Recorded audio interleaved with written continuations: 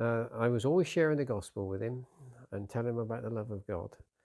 But he always gave me basically the same answer, that he'd been in the Korean War and he'd seen a few bad things, a lot of bad things. And so how can there possibly be a God after that? He said, I can't believe that there's a God. And look at the suffering there is in the world. But I still gave him the truth of the gospel in various ways. And we just chatted after the meeting, had a cup of coffee. He used to come about 4 or 5 times a year. And each time we would get together and have a coffee. And sometimes he would really listen to what I was saying. He'd just sit there and listen and ask a few questions. But then the next time he would come, he'd go back to where he was. Oh, there can't be a God. I can't believe there's a God. But I really want to say, I'll say right now, don't ever give up on anybody. That's what I really want to say, and you'll see why as I continue. And so I've been away preaching at other churches, so I hadn't seen him for about 9 months. And then he was in church, and so I just went up to him and started chatting to him again. I said, you're going to get the same message from me as usual. And he sort of smiled, and and so we carried on. And then he stopped me. And he said, I've seen a picture. Oh, I said, yeah, well, tell me about it.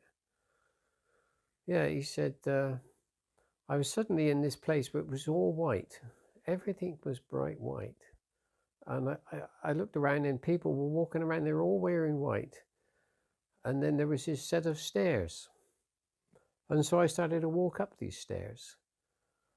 And as I went up, a voice said, you're not ready.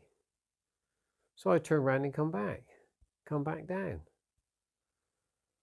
And then that was that. And then he said, now let me tell you what happened. Now he'd had some heart troubles, angina, and then he suddenly had a really bad heart attack, and he ended up in a local hospital, then at Musgrove, then in Taunton, which is a very, very big hospital. And he was in A&E. He was there for several hours. They were trying to stabilize him. But they didn't get him stabilized, and then they had to move him fairly quick to get some space. And so they decided to send him up to the ward. But because they haven't stabilized him, they sent a nurse with him. And he said, this is what the nurse told me what happened. That while he was on the trolley on the way, his heart stopped. And technically he died. And so the nurse jumped on the trolley and gave him heart massage.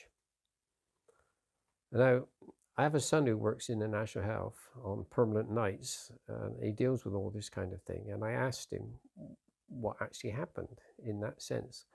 And he said, yeah, when you do heart massage, you have to straddle the body, either over the body or over the head, because that's the only way you can do it properly, heart massage, to keep the heart going.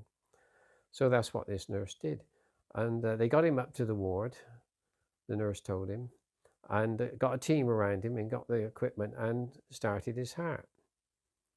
And she told him that she had to pump his heart for about 12 to 15 minutes.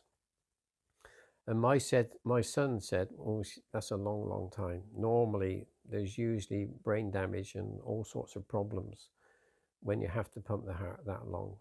There's usually a lot of problems.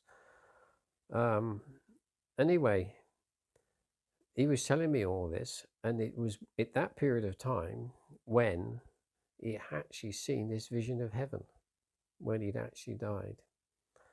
And so I looked at him and I said, that that's the grace of God on you. I've been sharing the gospel with you for a few years now, and I want to tell you that's the grace of God on you. And I just shared the gospel with him for about 10 minutes, and then he gave his heart to Jesus. Now that was wonderful, because he'd realized that this was the God I've been telling about all this time.